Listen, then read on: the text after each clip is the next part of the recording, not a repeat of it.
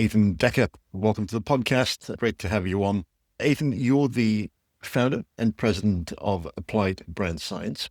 You are a scientist by training, then moved into marketing. I'm curious about that. We'll get into that in a bit, hopefully. But you are now a global expert in the science of brand growth, evidence-based marketing, and consumer behavior, and the principles of effective advertising. In fact, you travel the world teaching marketing leaders and their teams how to use brand science to grow their business. In fact, prior to Applied Brand Science, you had significant roles at the likes of 72 and Sunny, Radar Research, Integer Group, and so on and so forth.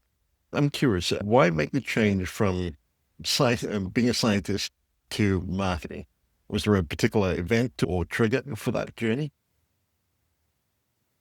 Quite simply, I liked people and culture too Okay. much. And in a way, I was too creative for Mhm. my own good, or just could not stay in my lane when it came to doing large scale quantitative simulations of Mhm. ecosystems, which is what I was doing. I was a computational ecologist, you Right. could say. And it was good. It was fun. I loved my lab. I loved my advisor. I was pretty successful. I still have papers that get cited in the academic literature, but it wasn't where I saw myself in 20 years. So I Okay. jumped ship and didn't do it to get Mhm. into marketing. I did it because I had an opportunity with a friend to get into journalism and run a magazine in Mhm. the outdoor industry, ecology, Okay. outdoors, somewhat adjacent. River rafting and mountain guiding is really different than actually doing global simulations of So ecosystems. that's an interesting pivot and opportunity. At what point in time did you realize that brand science or brand growth was your thing, so to speak? That took a little while longer. I fell backwards into market research because I have undergraduate experience in sociology and doing qualitative techniques. And then in my grad studies, I did quantitative techniques and did a lot of statistics. Combine those two things with a little bit Mhm. of journalism, and that makes for a good career in market research. And then for market research, I got asked by one of my clients if I would do some brand strategy. And I said, "What's that?" And he said, "Oh, I'll teach you." So I joined 72 and Sunny as employee number 26. I think there are many hundreds now, and did brand strategy for 15 Wow. years at that Quite point. a fortuitous moment where you had someone to be able to mentor you as well. Given your journey to date, what would you say is your personal area of strength? It's an interesting combination to have a bit of a scientist's background and scientific training with my own natural proclivities to be more creative. I used to write musicals as well. I've done improv and comedy and things like that. So, what I found in getting into advertising and marketing and branding was a real lack of any kind of understanding of whether there was a science to it or whether there were principles to follow, aside from if you're lacking a big idea, either do something Mhm. sexy or do something funny. It's about as deep as the principles went. So I started to look into the science of branding and brand growth and advertising, and it turns out there was some science to it, just not very widely known. I dug into that. I brought it to light. I helped my clients use it and apply it. And that's why I call my current thing applied Mhm. brand science, because I help people apply the science of brand growth to their company or their large. So, beyond this idea of understanding and or even knowing that there is a science to brand growth, is there something else around that you feel businesses don't know but should? There are a couple things. There are certainly things that businesses don't know. Some of them are like those laws of physics, the gravity. The law of gravity is pretty well known among physicists, and the laws of ballistics and Newton's laws of motion. A lot of people don't know those things in the world of marketing. The other thing is there's this really natural tendency to just fantasize about who your customer is, as opposed to look at the reality of who your customer is. And the biggest fantasy is that your customer knows a lot about you, cares a lot about you, thinks a lot about you, and can be persuaded with Mhm. rational messaging. And very little of that is true. data. So when I speak to marketing leaders, sales leaders, or even CEOs of companies, especially in the B2B tech space, I've heard comments like the ultimate goal for the company would be to achieve brand loyalty. What's your take on that? We hear that all the time. That is assumed. That is so assumed. It's like assuming long ago that the sun and the moon Mhm. revolved around the earth. It was an assumption, and it's an assumption that often goes untested and unmeasured.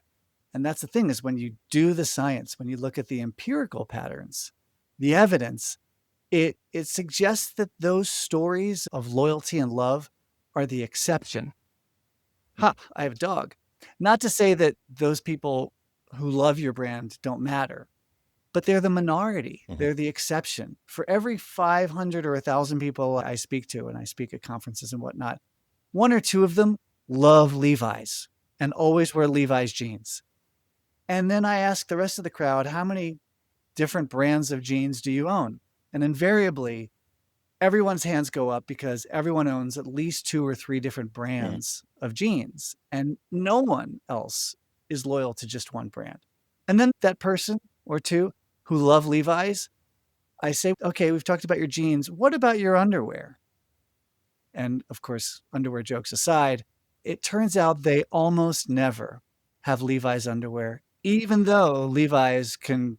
dress you head to toe in clothing with shirts and underwear and socks and jackets and belts. But the notion that they are a loyalist to Levi's comes from this very narrow experience. And it comes from these fantasies we all share about Levi's being an Mhm. iconic brand that has passionate, loyal fans that we wish we had.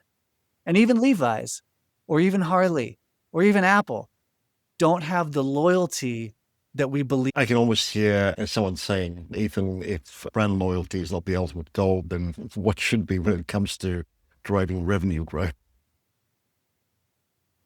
I think brand Mhm. stickiness is a great goal. And I've used that term sticky a lot these days because it's appropriately imprecise. It's appropriately few Mhm. syllables. It's not something long and convoluted, mental salience or anyway, Mhm. long academic terms with multiple syllables. And I think if a brand is sticky, then once in a while when you think of that category like jeans or soda or rental cars, then it comes to mind. And then you think it's probably okay because you've heard of it before. And frankly, another buddy of mine says, brand love is great, but it's not where Mhm. the money's at. Brand is where the money's at. Interesting. It's good to have a Mhm. thousand fans, sure, but a thousand fans, first of all, never exist without 100,000 very casual brand buyers. And then again, look at those numbers, and 1,000 fans aren't going to keep you Mhm. afloat. You need the 100,000 casual buyers too. So brand friends is maybe where you should start to think about winning, and being a sticky brand instead of an iconic brand might be a way to think about getting. There's often used expression, people only buy from those that they know and trust. I can certainly hear elements of the know part, which you just talked about.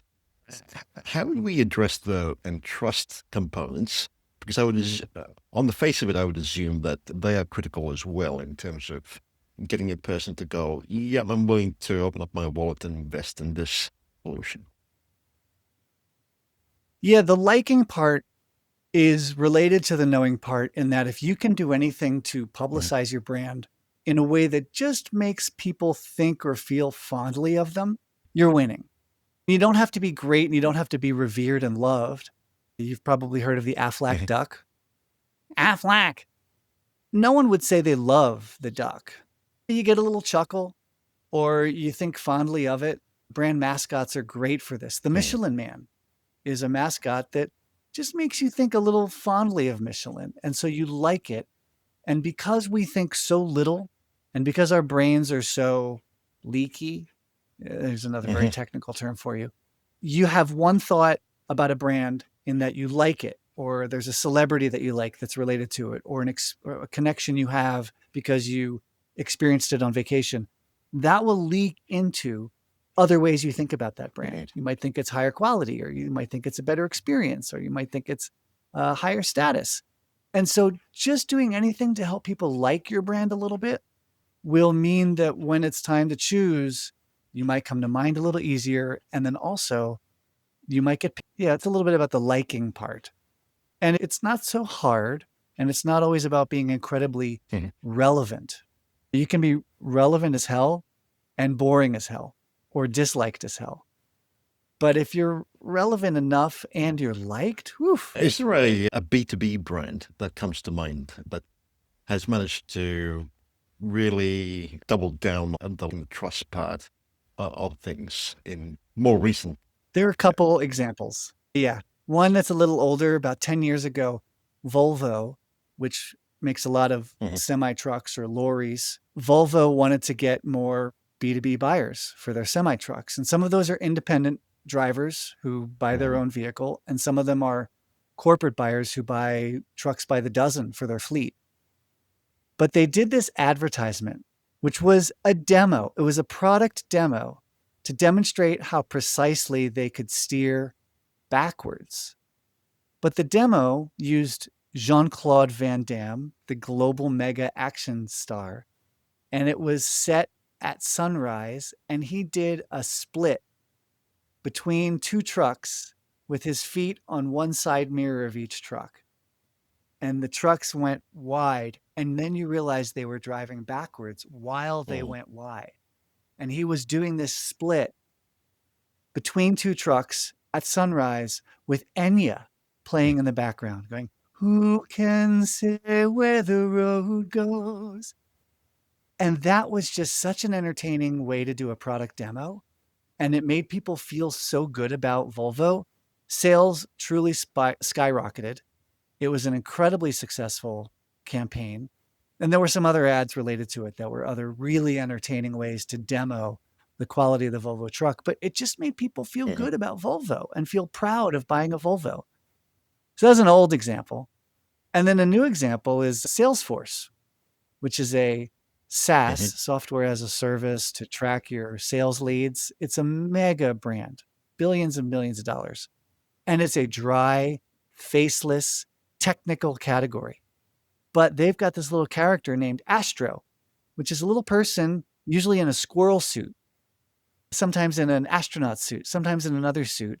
And Astro is cutesy, and it puts a fun, nice, cute, warm face to this otherwise dry, stale, corporate brand in a dry, stale corporate category.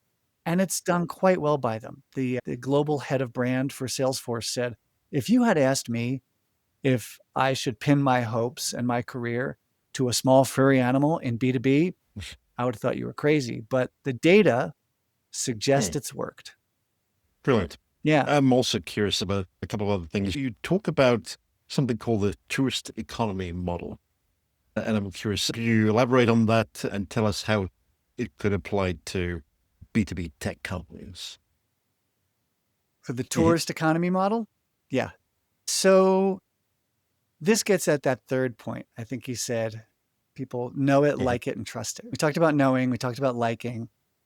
In a tourist economy where people, let's say they come off of the Caribbean cruise ship and these hundreds and hundreds of people pour into a little town and they have to buy trinkets and they have to go to restaurants. Those places, they'll never see those tourists again, usually, or those tourists will rarely go back. And the tourists rarely have enough info to know which is the good restaurant and which is the bad, which are the real trinkets and which are the fake. Is that really ivory or is that just plastic? Is that really topaz or is that just glass? And so in a tourist economy where there's very little repeat interaction and your reputation doesn't get damaged, you can cheat and you can get away with a lot. In a local economy where people come back to you over and over and word spreads amongst the town people about whether your restaurant's good or not, or whether your topaz is real or not, you can't fake things as much. And if you start to fake or cheat people, word spreads and they don't come back. And you rely on that repeat business for your livelihood. So a tourist economy where you don't have that repeat means you can fleece and cheat people more. But in an economy where there's any kind of repetition, then your reputation matters, your trustworthiness matters, and those things impact the success of your brand. Certainly. Just going back to brand stickiness, we talked about the know and the like sides of it. Translating that into actual metrics that could be tracked, for example. I'm assuming that we would need to go beyond likes and perhaps some level of engagement, be they a comment or something else. Generally speaking, what would you recommend that marketing leaders use as metrics to track stickiness? Stickiness is tough because it's in between the ears. If there's a behavior, it's easier to track. Yeah. Sometimes, not always.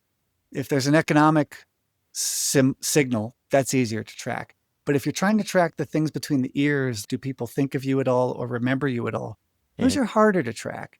But there are ways. The easiest one is to just do some basic things on surveying people in the category about whether your brand comes to mind at all. Okay.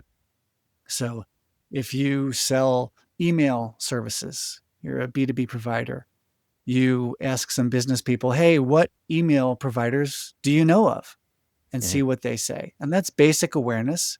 It's not a bad metric to start with. Might not be incredibly accurate, but it's a start and it's better than nothing.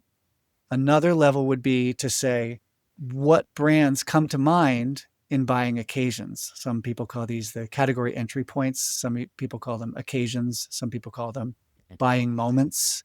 But the notion is, instead of asking, what does Salesforce make you think of? You ask some questions like, when you're looking for a way to automate your sales communications, what brands do you think of? When you think of ways to improve the effectiveness of your sales pipeline, what brands do you think of? And see if Salesforce comes to mind for people. And that's a way to see if the brand is sticky. Another way is to put up some of your assets or your logo or your icon or things like that and see if people can link that to your brand or your ads, right? Is the ad sticky? Good way to know is, do people remember seeing it at all? And secondly, can they remember which brand was it for? So a lot of these things just come from consumer surveys, which always have to be taken with a grain of salt. But it means you really do have to get out there and talk to people who aren't talking about you all the time. The big error for a lot of people is just to talk to their most vocal or listen to their most vocal buyers or consumers. Who's posting about them on social media? Who's talking to them at conferences or trade shows? You got to go talk to and listen to the light buyers and the non-buyers and the people you don't hear from often. And that takes effort. And that usually takes a concerted. Just based on what you said, it brings, at least to my mind, the idea of pre-awareness, where those who are perhaps not even aware of an issue that you might be trying to solve, etc., need a little bit of education and what I would call pre-awareness. There is, I guess, the notion that we need to be out there distributing our content and education as far and wide as possible. Is there more to it given the developments we're seeing, wherein we need to not just provide content, but mix it up with a bit of an experience as well? I haven't heard that term pre-awareness, but I think I know what you're getting at, which is this notion that before you're in the mood to buy, before you have a need, before you start shopping, are you aware of the brand at all?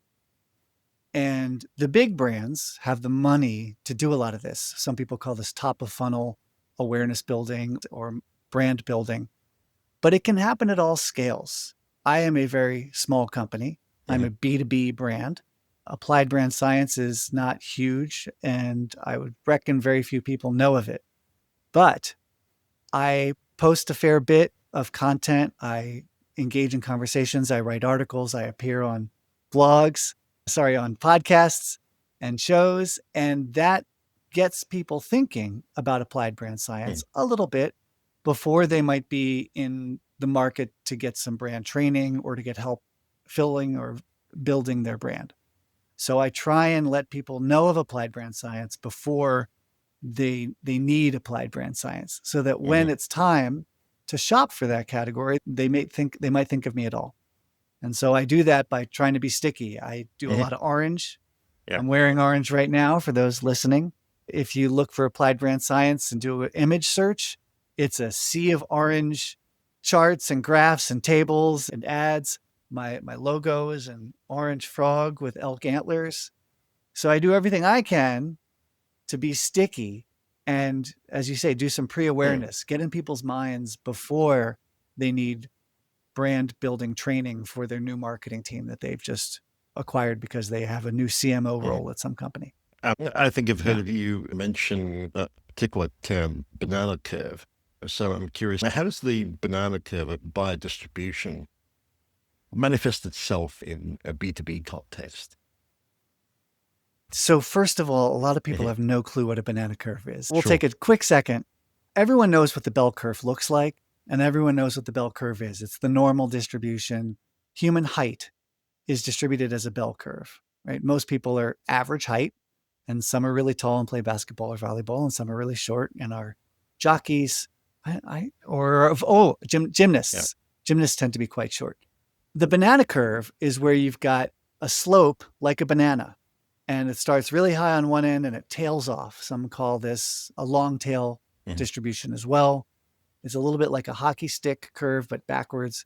So the banana curve describes a very universal pattern of your buyers and how much they spend on you.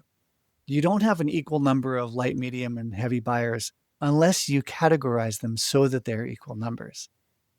Mostly, almost every business that has, let's say, more than 50 or 100 customers has a lot of light buyers, very few medium buyers, and almost no heavy buyers. It's a banana curve. It slopes very quickly off.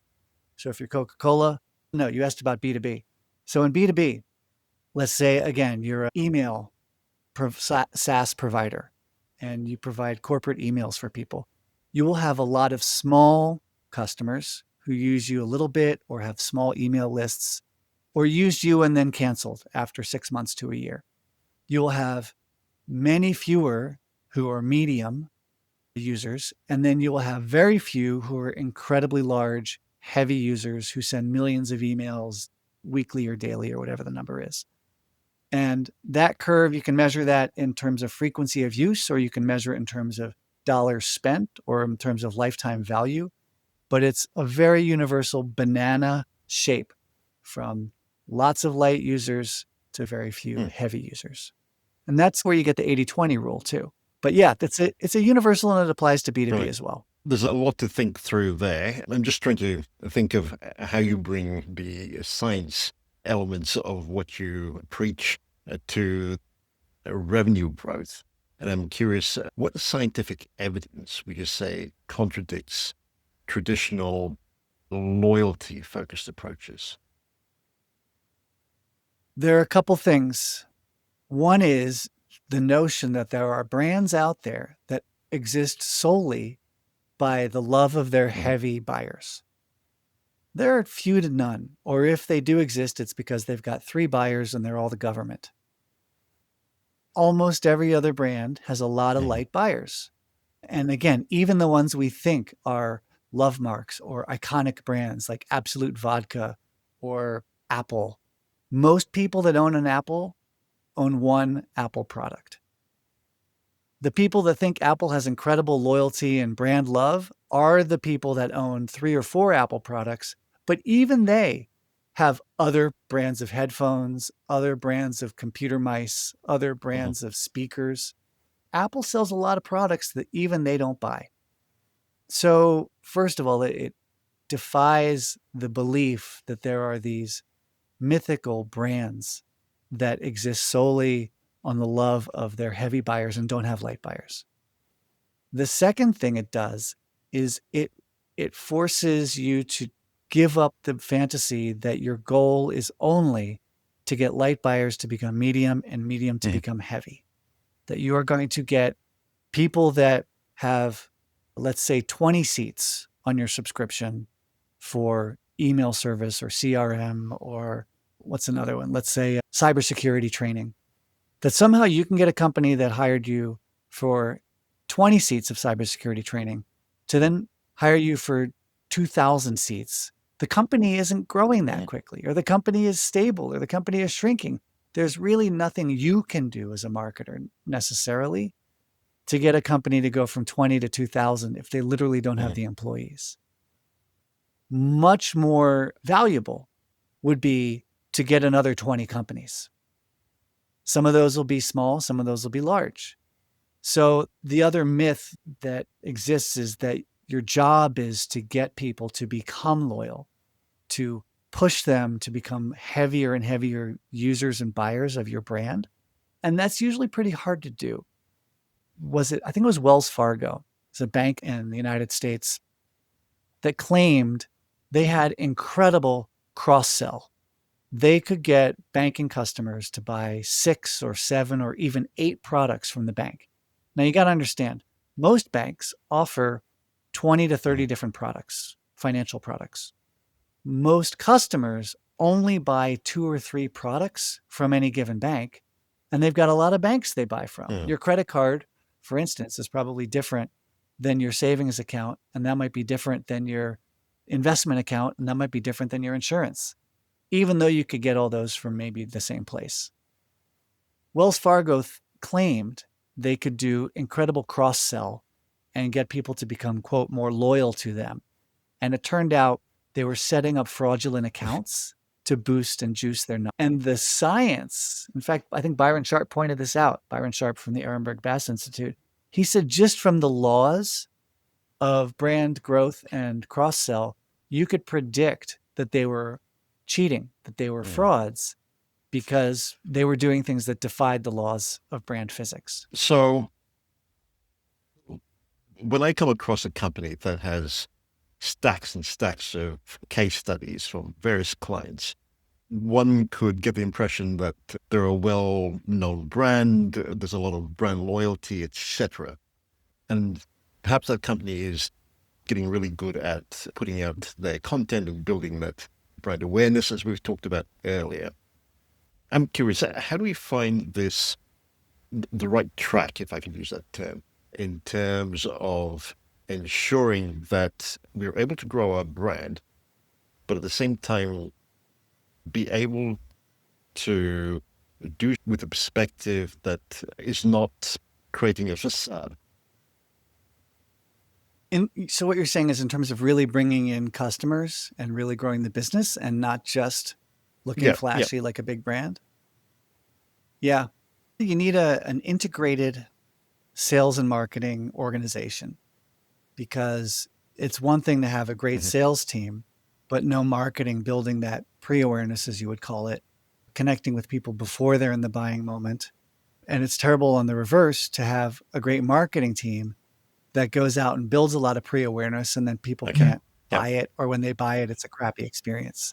So you really want to make sure that you're growing these together, and it usually seesaws back and forth. There's a kind of seesaw, like you get enough sales to invest in more marketing, you invest in more marketing to build more sales, and they seesaw up together. And so you got to make sure they're connected in space and time, or else you've got, let's say, a great product that nobody knows about and nobody cares about and nobody thinks about. That's the pitfall of a lot of tech companies and B2B companies. They think if we build a better mousetrap, people will beat a path to our door. And if we focus on product, we will win because we will create more loyal customers. And most B2B companies and most tech companies quickly realize that's a losing formula, that you need marketing, you need awareness building, you need stickiness, you need pre-awareness, as you call it, to showcase and show off this great, cool new product that you've built. When we're looking at an integrated sales and marketing team, or certainly sales and marketing alignment, beyond the idea of giving them one metric that applies to both sides of the equation, how would you recommend the teams not just think but operate in order to achieve this balance as much as possible? First, I always start with the consumer, the buyer, and start with their mindset. And their mindset is they're trying to find their keys and they're trying to remember which appointment they have to go Mhm. to this afternoon. Is it for them or their kids or their mother or their spouse? Like they are not really thinking about you and they're not really caring Mhm. deeply about you. And secondly, you have to realize, therefore, when it's time to buy your category, they're very unlikely to want the ultimate, best, ideal, perfect product in the category. They want something that's good enough. They want something that they can get easily, and they want to get back to Mhm. their life. So if you start with that assumption that people aren't thinking about you and aren't caring much about you, it's sad, but then it's Mhm. freeing because then you're not worried about what people are thinking about you all the time and how are they comparing you to the competition. You realize they're not thinking about you. They're not really comparing you to the competition. They don't need to know every detail about you. They just need to think of you a little bit. So give them some things that are sticky so that they think of you. If you're in marketing, you want to come up with sticky things like catchphrases or jingles. I think jingles are way Mhm. underutilized. Mascots, I think mascots are way underutilized, even in B2B. It's everybody in America knows Bounty is the quicker picker upper. Bounty is a paper towel. And the quicker picker upper, Mhm. it's catchy.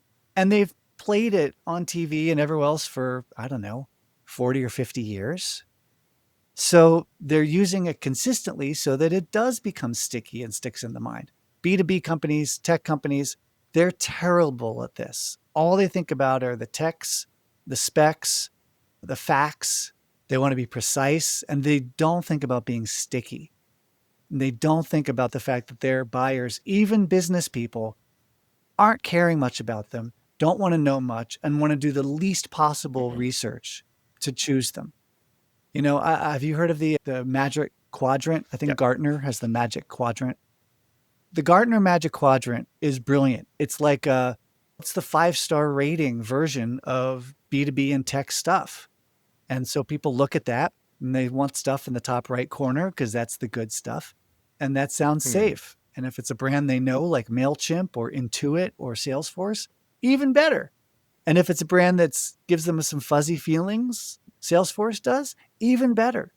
So that's really hard for a lot of B2B and tech people to think of because they're so used to Yeah. being logical and so used to believing that their buyer is also logical and has all this knowledge. And their Mhm. buyers don't. Their buyers want to go watch TV and hang out with their family. Some great points there. I'm also hearing that really, as companies, we should learn to balance the ideas of acquisition and retention and follow a flow on effect should be that your investments reflect that as well. Is there more that you would recommend to companies as they think through that? Yeah, I would say a couple things. First of all, I have to say there's an old phrase in business that it's cheaper to retain a customer than acquire a new one. This is a complete fantasy, and it was a fairy tale invented on the back of a napkin by someone doing a hypothetical thought Mhm. experiment.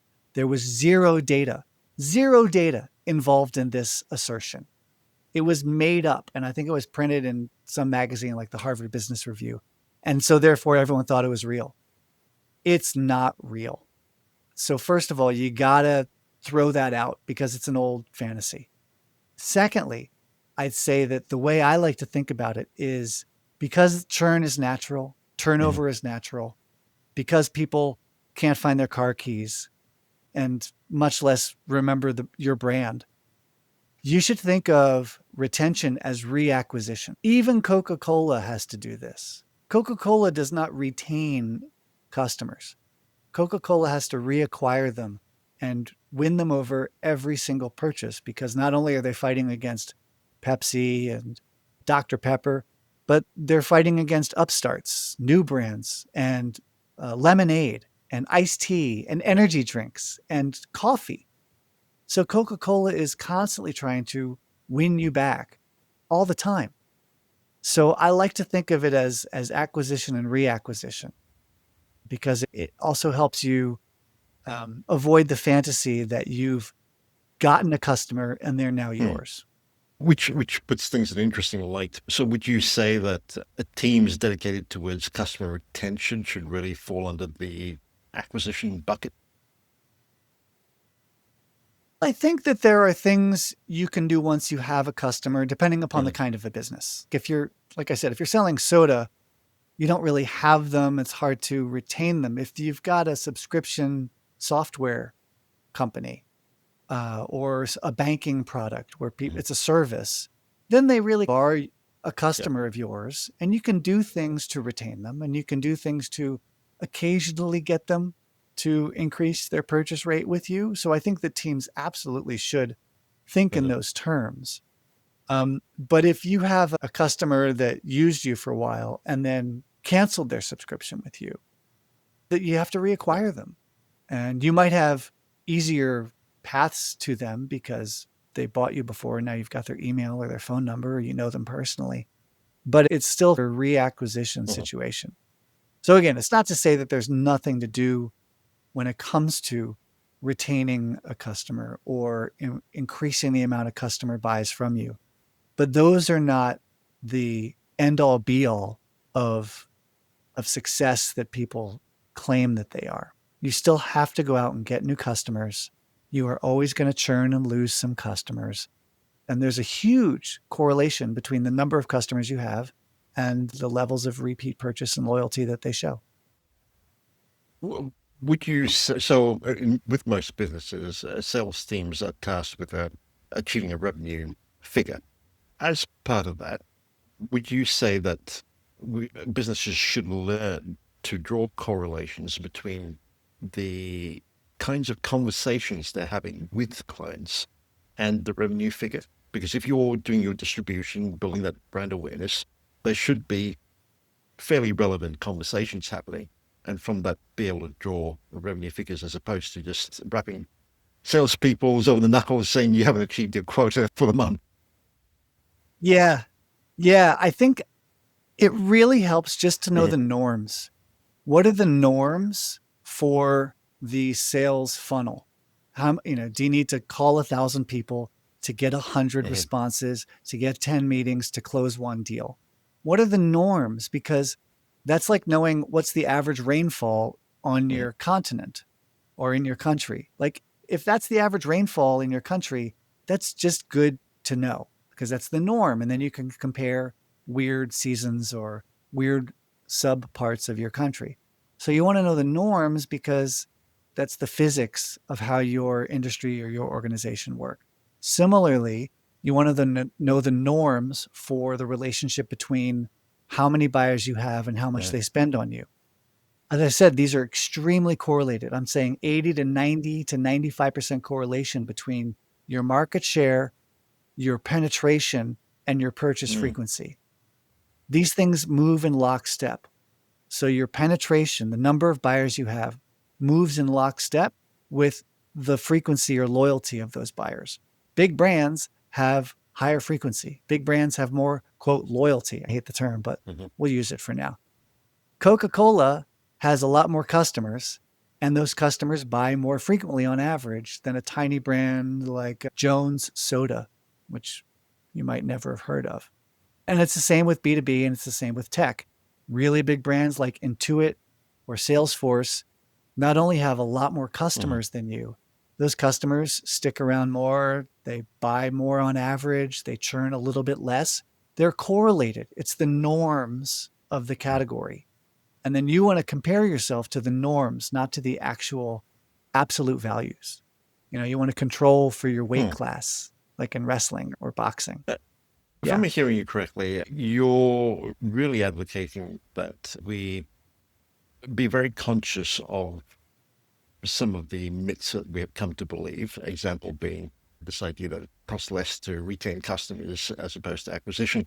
And in doing so, really take the time to acquire qualitative as well as quantitative data on your customers and their jobs to be done as well as perhaps buying behaviors. Would that be a fair statement? Yeah, absolutely. I think it starts with just staying close Mm, to reality.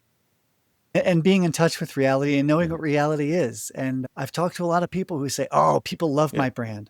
I've got such passionate fans. And it's true, but there's 100 of them and you've got 1 million customers.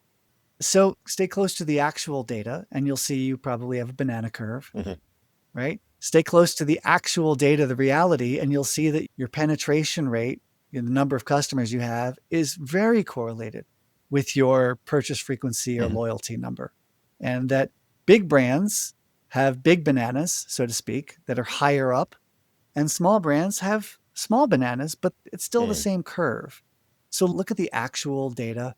And similarly, qualitatively, like you said, go talk to people, and especially your light buyers and the people that aren't talking about you all the time on social media, and find out, do you exist in their brain at all, and what they think of you at all, and when do they Mhm. think of you at all.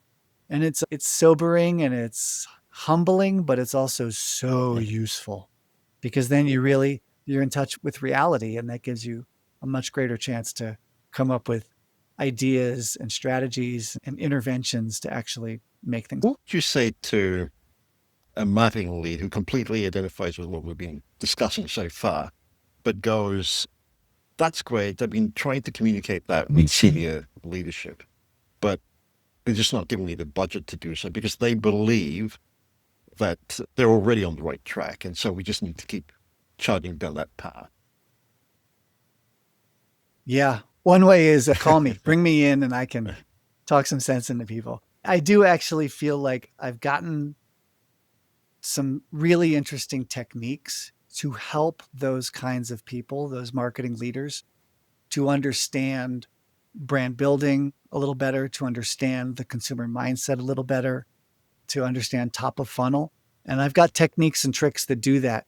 One of them, which I can share here, is quite simply sometimes to show them some of the real data, even if it's a little piece of it or even if it's anecdotal, but give them a little glimpse of that reality and say, maybe our fantasies or our fairy tales aren't all right. And I'm worried that if we only believe in these things and it turns out we're wrong, we're going to be screwed.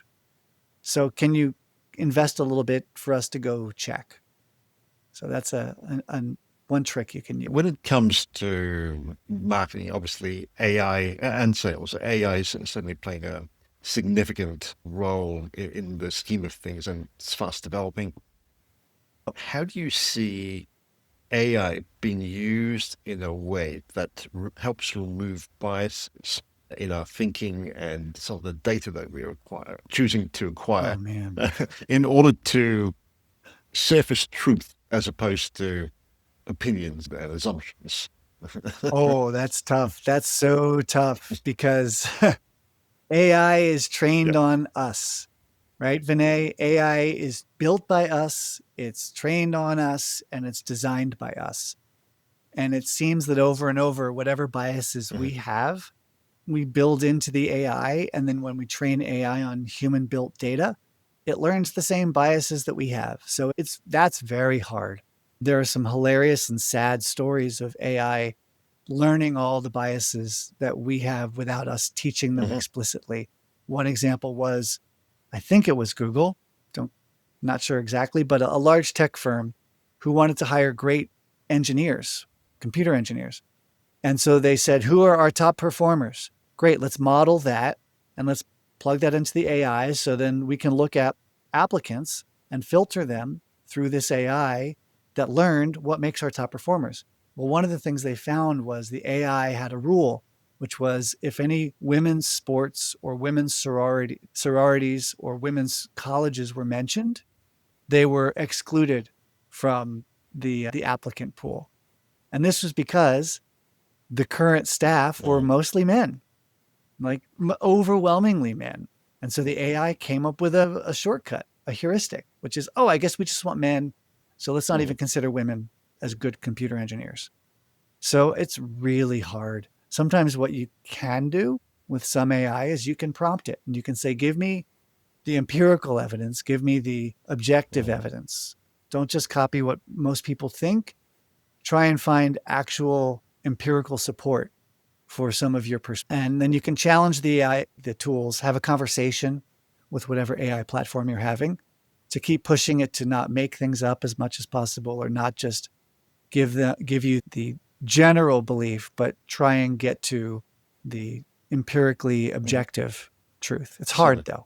though. In what we've been talking about so far, I get the impression that focus on brand growth is a bit like the saying, the rising tide lifts all boats across the organization.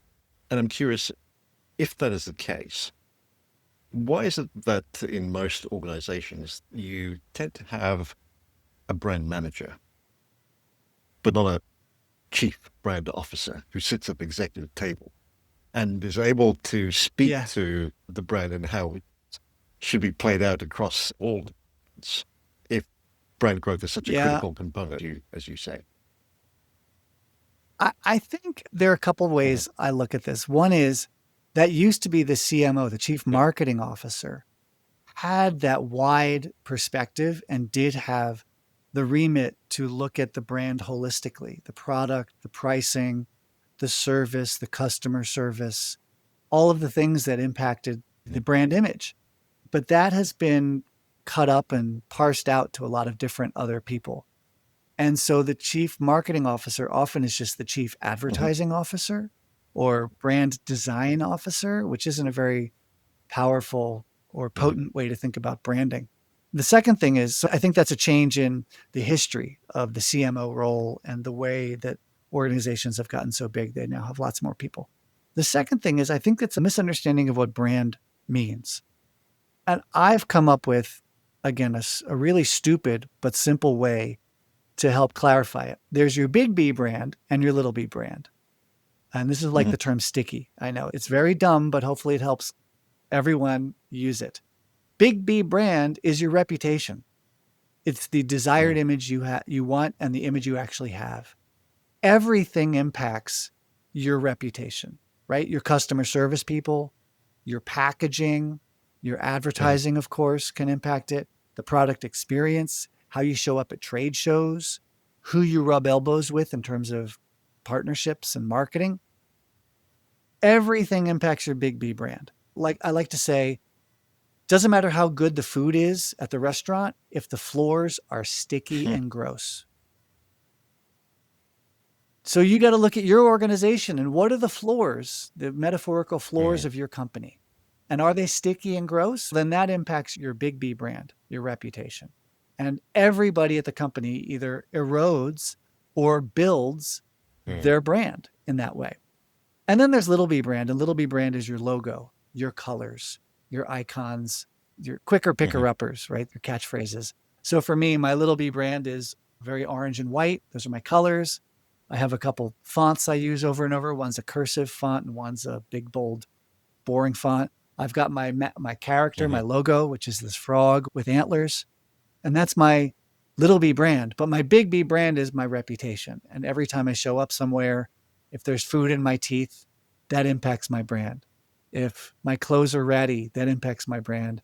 My website, my Mhm. advertising, the way I write, all those things are my brand. And it either erodes or builds your brand. So I think that the organization just needs to understand that they're not offering just a product or just a service. They're offering what I like to say is Mhm. an offer is an integrated thing that's based on your reputation and it's multifaceted. McDonald's does not make the objectively best burger almost anywhere. McDonald's does not have objectively the best Mhm. bathrooms anywhere. It does not have objectively the best staff, but their offering is incredible. And it's all those things together that are good enough or right enough or cheap enough or nice enough or clean enough. And that's a killer offering, which is why McDonald's is so incredibly successful. So you have to think about your whole Mhm. brand in a holistic way. And then the CEO is really the chief brand officer in that regard because they're looking at Yeah. the whole thing. Brilliant. Yeah. At the intersection of brand growth and revenue growth, are there perhaps a couple of areas that you find don't get talked about very much? If so, what would they be? Yeah. The hardest thing is just Mhm. cause and effect, right? Certainly you can start with the metrics you're looking at all. When it comes to revenue growth, do you have the right Mhm. revenue metrics? Are you doing made up metrics like CAC or lifetime value, some of which you can really calculate, some of which you're speculating? Are they real or are they good? Demand is a new term that's come up. Demand gen, latent demand, etc. Some of these are made up and some of them are real. So you have to know what you're measuring. I'm a real stickler with that. Do you really know what you're measuring and is it real? And that applies to the sales team and the sales function. And then similarly for marketing and brand, what are you measuring when it Mhm. comes to brand? Is it real? Is it made up? Does it matter? And then how do you connect the two? And this Mhm. is hard. Like, this is hard for big brands. It's hard for some of the biggest brands in the world. I work with them. PepsiCo, Kellogg, Procter and Gamble. It's a challenge to understand cause and effect. And things like last click Mhm. attribution or attribution models at all or MMMs, they are attempts to connect cause and effect, brand and sales, and Mhm. they're hard. And you have to be very vigilant because it's very easy to mess up and be led down the wrong path and believe that you're spending your money wisely when in fact you might be Mhm. wasting a lot. So that's my big advice is know what you're measuring, know that this is hard, and be vigilant about how you're trying to connect cause and effect in your brand building and your sales. Terrific. And if you were listening to this episode, what would you say would be your top takeaway? Oh, my top takeaway is that Ethan is hilarious. No, I there are a few different things depending upon what you really care most about. If you're really in the weeds with Mhm. sales, if you're really in the weeds with marketing, it might depend. But one of the things I like to really just make sure that people keep an eye on is reality, is the objective truth, is the Mhm. empirical evidence. How close are we to reality and how far are we from it in terms of how we think about marketing and sales and branding, how we think about our consumers, who do we think is really buying us? And it's really healthy to stay in touch with reality. And that it takes Mhm. effort. It takes effort to get out of your office. A lot of people say they're very customer centric, but the only customer they've ever seen is summarized in a report in a Yep. PowerPoint deck. That's not a customer. Yeah, that would be my top thing is stay in touch with reality and see what the evidence really Terrific. tells you. And if listeners or those watching are curious or want to find out more or connect with you, where would you recommend they head to? There is a website at appliedbrandscience.com with more information, ways to reach me, and my blog. I also post quite a bit and I'm fairly active on Mhm. LinkedIn. And so you can find me there at either Applied Brand Science or EH Decker, which is my LinkedIn handle. You can also just search for Ethan Decker and I will Mhm. assuredly pop up in a lot of orange charts and ads and posts. And I have conversations with folks. We'll include links to that in the show notes. Ethan, this has been very enlightening. Thank you so much for doing this. Thank you for having me. It's been really No fun, worries. Vinay.